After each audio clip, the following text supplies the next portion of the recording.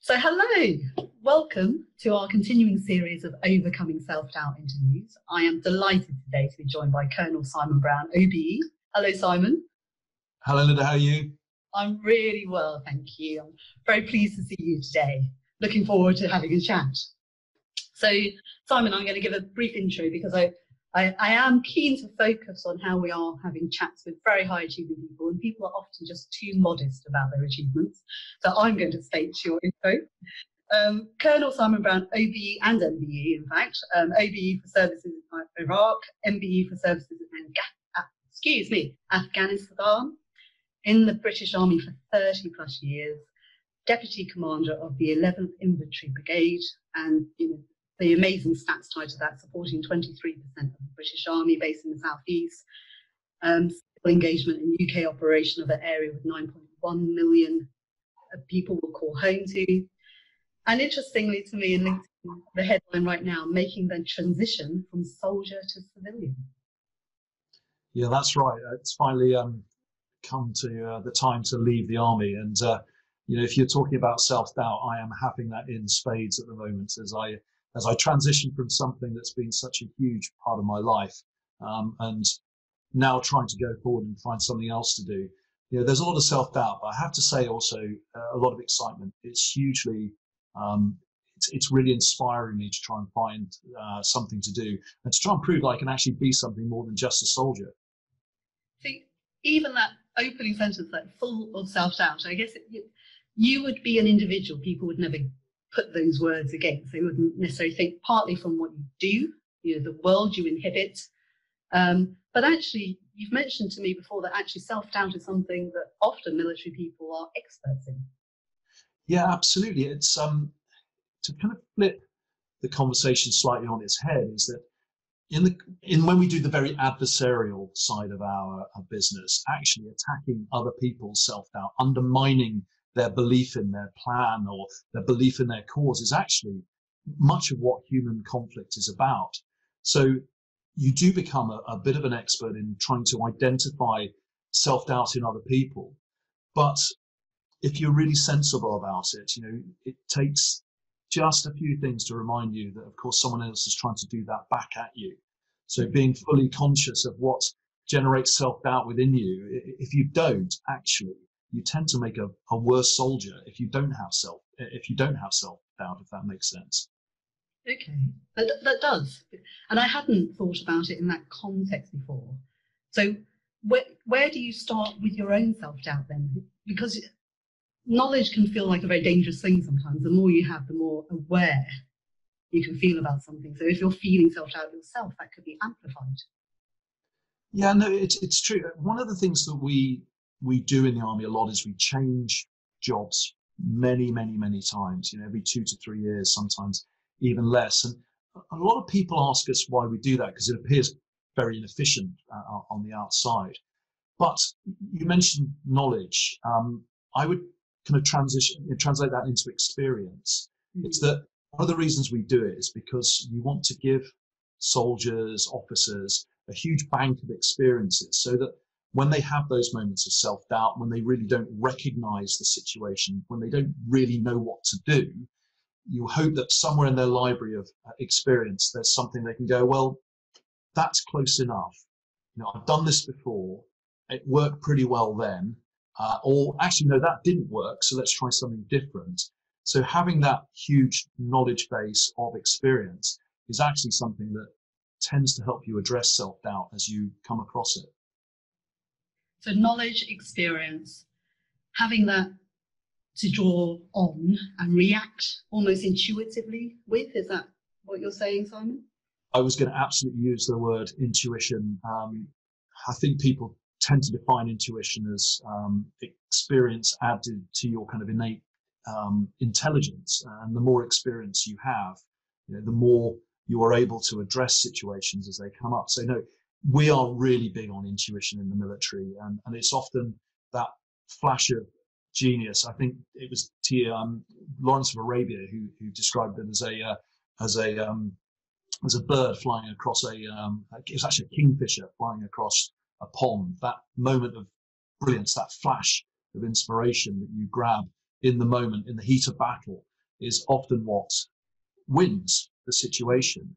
So, you know, having that kind of, you know, when you don't quite understand how the situation is going, but you just can grab from somewhere in the depths of your kind of experience something that feels right, and you go for it, and that tends to what happen. That is what tends to deliver success. Really fascinating, because it's making me think of the fact that some people have called me lucky a lot over my life, my career. Yep. And I know it's a conversation I have with lots of other lucky people where we say, oh gosh, you know, the people that say it clearly haven't worked as hard as we have. Absolutely. Napoleon, he said about when he used to choose generals, he said, don't tell me if they're good, tell me if they're lucky. And, you know, and it's that real old cliche that the golfer, Greg Norman, said, was that the more I practice, the luckier I get. And I agree with you, is that people who have that ability to really identify that moment, that fleeting moment, they've worked pretty hard to get to that stage. And they have probably experienced a lot of self-doubt. They almost certainly experienced a lot of failure.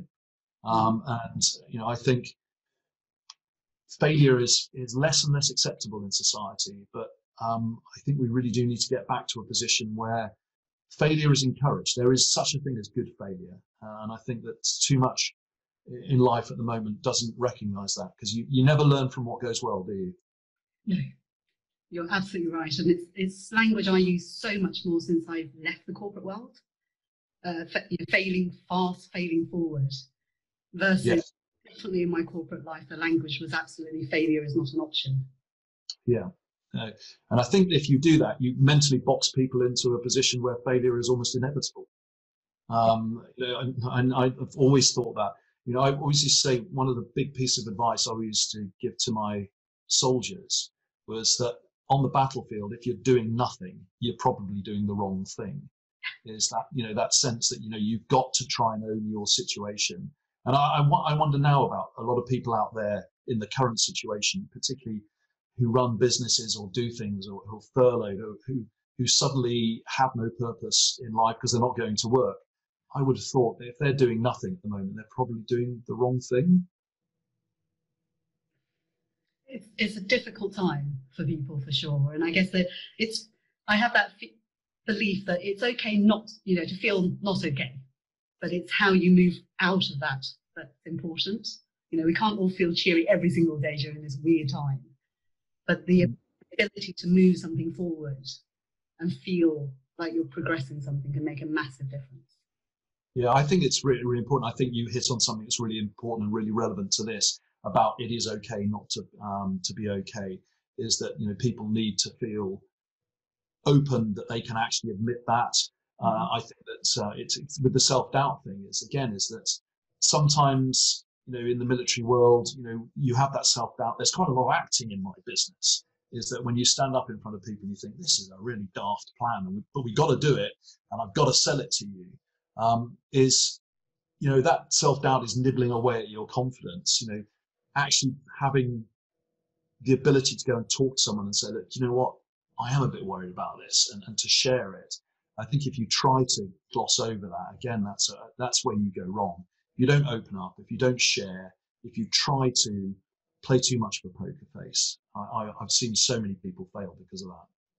And in something as, you know, hard and tough, or seen as aggressive, if you like, as the military, you know, can you share a recent story where you've had to express that to someone?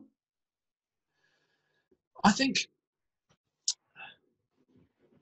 it's really difficult because, unfortunately, in my time, people who worked for me have been killed, and you know, when you see hard men cry, you know, that's always a really difficult situation to deal with.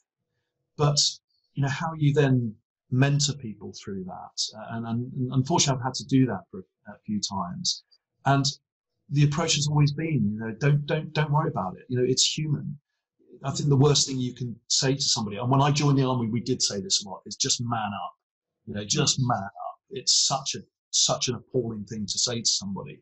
You know, you should allow people to express their emotions and to drive on, because the people I've seen some people recover some incredibly awful situations, have grieved hard, grieved fast, have been given the space to feel that way, and then they come out the other side, often with a renewed sense of purpose.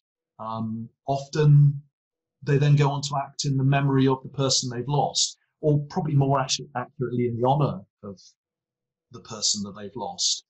And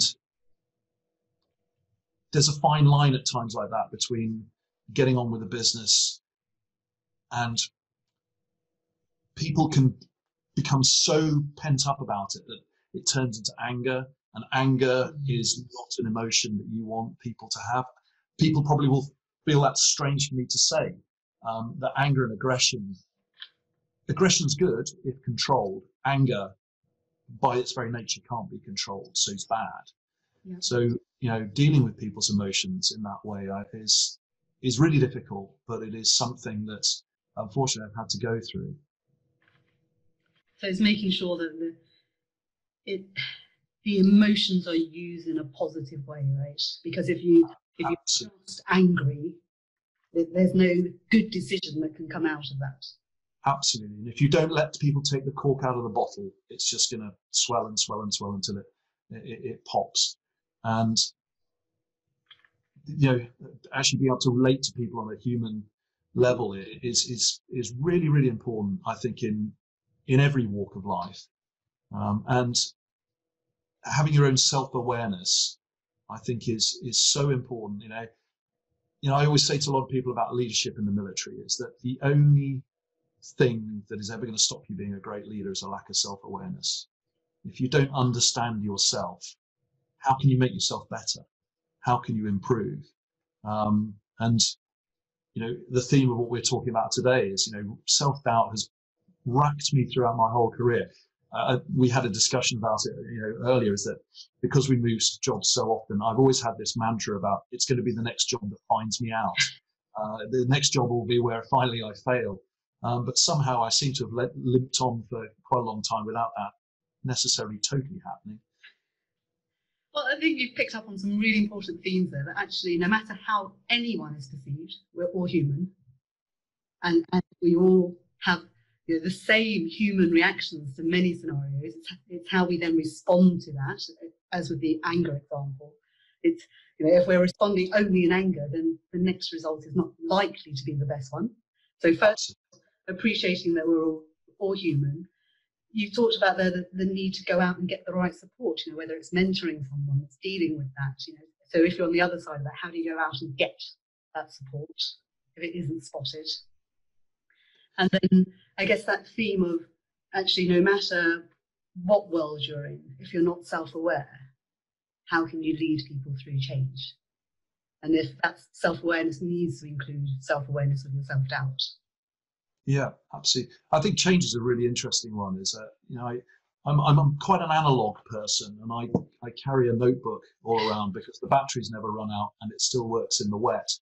And one of the things I always have in the front of it are, on that page, you can tell it's on that page because the spine's broken, are my leadership principles. Now, they're not anything out of a pamphlet or a book.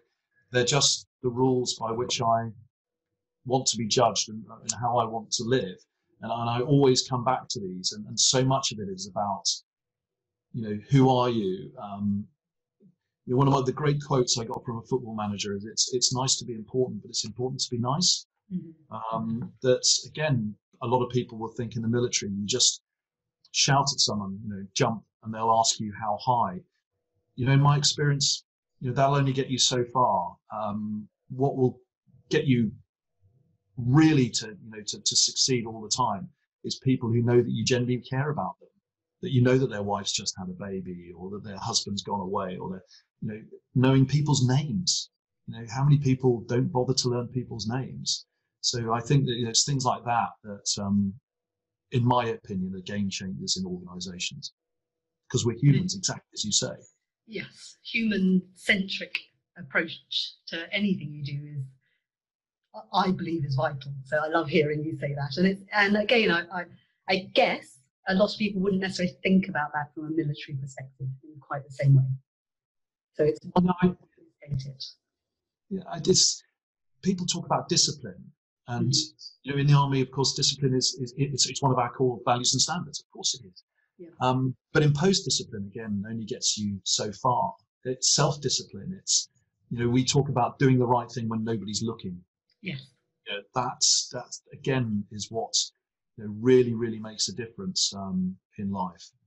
Motivation again. You can shout at somebody, but if they're self-motivated, it makes it a huge difference. Well, thank you for sharing that. I think even the story now in my mind of thinking every 6 months, 2 years, you're shifting jobs, you're just having to deal with change constantly. And actually a very different perspective to think about how a military person needs to go through their career in that way, and how many moments of self-doubt you might have is a different perspective for me to see.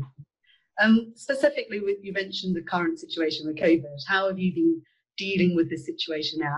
Has it brought different self-doubt into mind? It's a really interesting one, isn't it? That I've been having this discussion with a lot of colleagues that a lot of the language around it is very military. We're in a fight, we're in a war, the NHS on the front line, heroes and things like that. And I found some of that slightly uncomfortable, if I'm honest, because particularly if you call someone a hero and they don't feel particularly heroic, that's a difficult position to be in. So I found the whole thing very weird in the way that we've been fighting, and here is me using that language, an invisible enemy that nobody understands. And I'd like to think I'm not a control freak, but the control freak in me finds that quite difficult. And I can only imagine what it's like for the people who are making the really big decisions, because making decisions against something of which we have no experience, connect my thing about intuition, is really tough. And I've actually found that difficult. I'm trying to help with things professionally that I don't understand because it's not in my training. I'm trying to understand colleagues in organizations I don't understand. So I found the whole thing professionally very rewarding. And I think I'm one of the lucky ones in that I actually get to go out and work normally. I don't know what it's like for people who cooped up in a small flat in London. They have my undying respect for the people who are doing that. So I found it, professionally rewarding, and I get out and I have that release. But I have found the whole thing very strange to actually deal with something which I just have no experience about. It's unknown for all of us, right? We're in uncharted waters in that sense as to what we're looking at and what we need to do to deal with it. Yeah, absolutely. And what is the new norm? What is it going to look like when we get out of this? I hope what does come out of this is the fact that we can all be prepared to come out and clap people for doing a good job every Thursday. Let's do a bit more of that, because there's lots of people who do good jobs and don't get recognised. When you do go around, I've noticed that people are saying hello again and actually engaging in eye-to-eye contact. Can we keep that going as well, please? That would be nice. Yes. I think there are some good things that have come out of this that I really hope that we can maintain. The sense of community has been amazing through this time. Yeah, no, absolutely. And Colonel Tom, yes. How the nation has kind of coalesced around one person like that, I just think is absolutely brilliant. And I just love the fact that it's just so typically British. It's true. Yeah. It's great. So, I hope things like that, people bottle a little bit of the goodness, and then when we move on, we remember. And in terms of a little bit of goodness to bottle, one of the things that I'm very focused to do every day at the moment with this weird time is to think about what I'm thankful for. So I'd love to wrap up today, Simon, with something that you're thankful for at the moment. I'm sure almost everybody's going to answer this the same way. I'm just thankful for my family. I'm thankful that my mum and dad are safe in a nice place and being looked after. Thankful that my brother lives 3 minutes around the corner from them. Thankful that my family are okay. Thankful that I've got a nice house. Thankful I've got a garden. Thankful I've still got a career. I've got so much to be thankful for. I think if you ask me the question, what am I not thankful for? I would probably struggle to answer that more than what I've got to be thankful for at the moment. I'm a lucky guy. No irony intended there at all. Absolutely. Yeah. I love it. Well, as we've said before, though, luck, you absolutely make it. So, in terms of the things you have to be thankful for, Simon, I really appreciate how you shared those insights today. I'm going to take away the thoughts about knowledge and experience, creating that intuition, if you like. But that intuition is really very much worked at so that you can deal with these situations as they come to you. And, it's okay, right, to be self-doubtful if you've got the awareness about it and know how you can work at it to overcome it. Absolutely. Thank you so much for that, Simon. No, thank you. You and take stay care. safe. And stay safe. You too. Bye.